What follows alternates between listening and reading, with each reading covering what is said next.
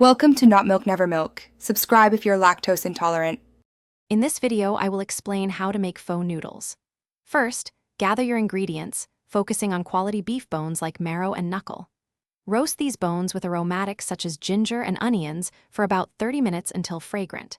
Then, simmer the broth for a minimum of 6 to 8 hours, diligently skimming any impurities to achieve a clear, flavorful base.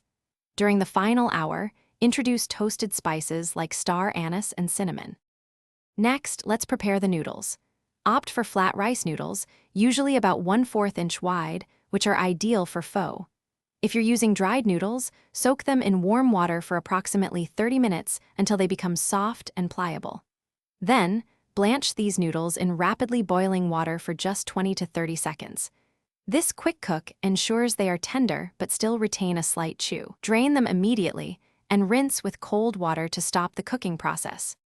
Now, it's time to assemble your delicious pho bowl.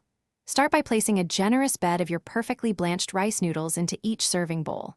Next, arrange your thinly sliced beef, whether it's cooked brisket or raw eye of round, directly over the noodles. Finally, carefully ladle the piping hot, aromatic broth over the beef and noodles.